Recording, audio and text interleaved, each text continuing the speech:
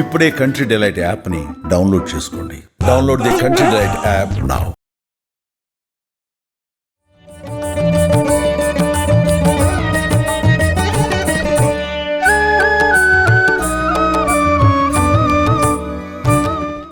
నమస్తే రమ్య గారు. నమస్తే జయ. దేవి నవరాత్రులు మనం మాట్లాడుకుంటూ ఉన్నాం కదండి. ఇవాళ 7వ రోజులో ఉన్నాం. ఈ రోజు యొక్క విశిష్టత, తల్లి ఏ అలంకరణలో ఉంటారు, పూజా విధానం ఒక్కసారి. 7 రోజుల నుంచి వరుసగా రోజు పూజ చేసుకుంటున్నాం. మీరు ఎంత నిష్ట, ఎంత నియమం పాటిస్తే అంత మంచిది.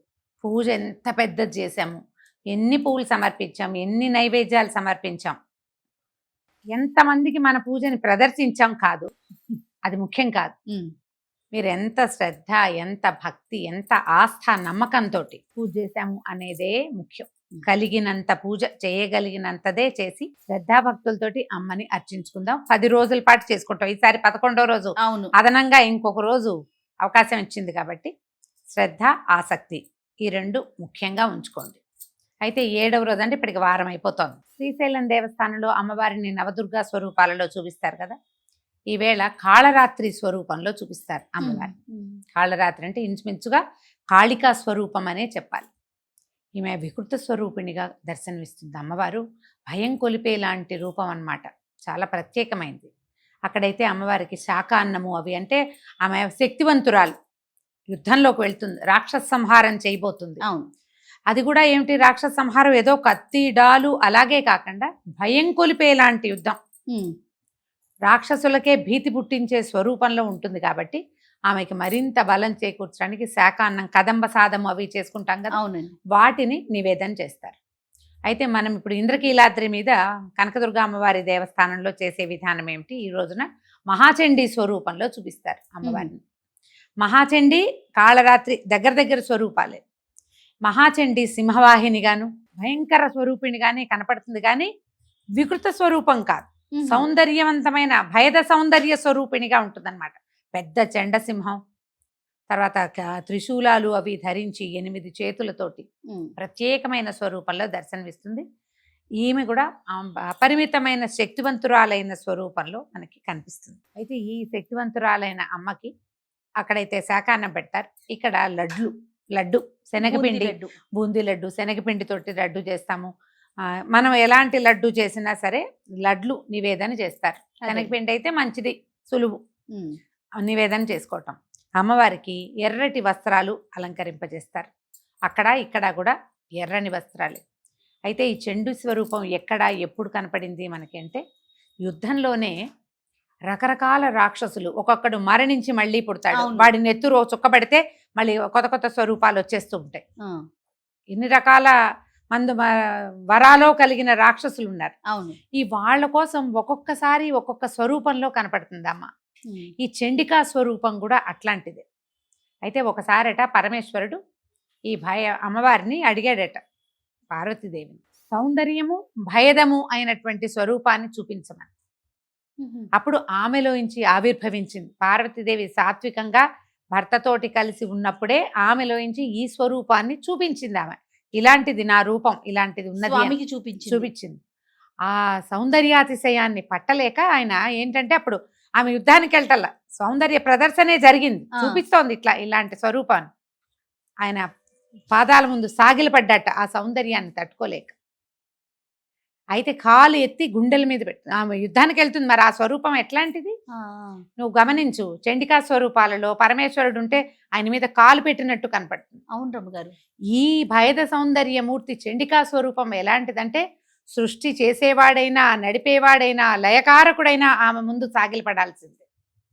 ప్రపంచమంతా ఆ సౌందర్యమూర్తి పట్ల సాగిలపడిపోవాల్సింది. అది ఒట్టి సౌందర్యం కాదు, భయం గొల్పించేది. ఒక్క చిన్న తేడా వచ్చినా సహించదు. ఎవరైనా ఆమె ముందు తల దించవలసిందే. చండికా స్వరూపం అట్లాంటిది. ఆ స్వరూపంలో ఇవాళ మనం అమ్మవారిని చూస్తాం. మనకు మామూలుగా చూడు అమ్మవారు ఎట్లా కనపడుతుంది, సాత్విక రూపిణి, చక్కగా పుష్పబాణము అవి పట్టుకుని చక్కగా పక్కన సచామర రమావాణి సవ్యదక్షిణ సేవిత అంటారు.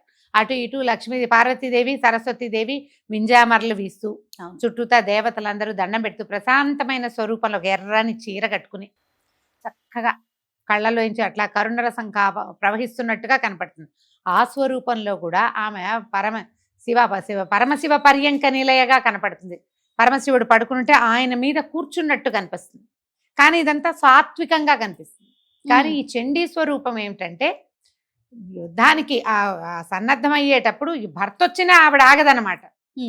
పాదాలకు తన ముందు భర్త వచ్చినా ఆయన మీద కాలేసైనా యుద్ధానికి దూకేస్తుంది. అది ఆ స్వరూపంలో ఇది ఎప్పుడో ఒక్కసారి చూస్తాం. ఇది ఏడాదికి ఒక్క మాట. మళ్ళీ మళ్ళీ ఈ స్వరూపానికి పూజా విధానం అది మనం ఏం చేయం. ఈ ప్రత్యేకమైన దినాల్లోనే అమ్మవారి యొక్క ఈ ఉగ్ర కళని మనం ఆరాధిస్తాం. అమ్మవారికి చక్కగా నివేదన చేసుకోవటం, ఒక ఎర్రని వస్త్రాలు సమర్పించడం, కుదిరితే ఎర్రని పువ్వులతోటి అర్చన, తామర పువ్వులు లాంటి వాటితోటి అర్చన చేసుకోవటం, తర్వాత కొంచెం పులగము, పానకము, వడపప్పు, కొబ్బరికాయలు, అరటిపళ్ళు లాంటివి చక్కగా నివేదన చేసుకోవటం. అయితే మనము కుమారి పూజ కూడా చేస్తాం కదా. ఈ కుమారి పూజకి వాళ్ళ 7వ రోజు కదా. ఇది 8 సంవత్సరాల బాలిక శాంభవి పేరుతోటి 8 ఏళ్ల బాలికని అర్చిస్తాం. అయితే ఈ బాలికను అర్చిస్తే మనం చేసే తపస్సుకి ఫలితం లభిస్తుందట. సంవత్సరాల తరబడి జపం చేసుకుంటారు, ఏడాదంతా జపం చేసుకుంటారు. చాలా మందికి అలవాటు ఉంటుంది కదా. ఆ జపానికి ఫలితం ఈ శాంభవి ఇస్తుందట. ఈ 8 సంవత్సరాల బాలికకి చక్క పాదాలకు పసుపు రాసి, పారాయణ పెట్టి, బొట్టు అది అలంకారం చేసి, పువ్వులు అవి ముడిచి, ఆమెకి నచ్చిన భోజనం, పాపాయికి నచ్చినటువంటి వస్త్రాలు లాంటివి సమర్పించి విశేషంగా పూజిస్తే గనక మనం చేసే తపస్సుకి మనకి ఏదో ఒక సాధన ఉంటుంది. మనిషికి ఒకటి ఉంటుంది, ఒక్కొక్కళ్ళకి ఒక్కొక్కటి. రోజు దేవాలయానికి వెళ్ళే వాళ్ళు కొంతమంది ప్రతి శుక్రవారం దేవాలయానికి వెళ్తారు, తపస్సులాగా చేస్తారు. ఇదివరకు అట్లాంటి తపస్సు ఈ కాలంలో కుదరదు. మన తపస్సు ఏంటి, మనం నియమం పెట్టుకుని నియమాన్ని పాటిస్తాం. ఆ నియమాలకి ఫలితం ఇస్తుంది శాంభవి. ఈ రోజున ఈ 8 సంవత్సరాల బాలికకి చక్కగా పూజా విధానం అది చేసుకుని నమస్కారం చేసుకోవచ్చు. ఉదయ సాయంకాలాల్లో దేవి ఖడ్గమాల స్తోత్రాన్ని చదువుకోవచ్చు. చండికాస్తవం మనకి కనపడుతుంది, చండికా స్తోత్రం కనపడుతుంది.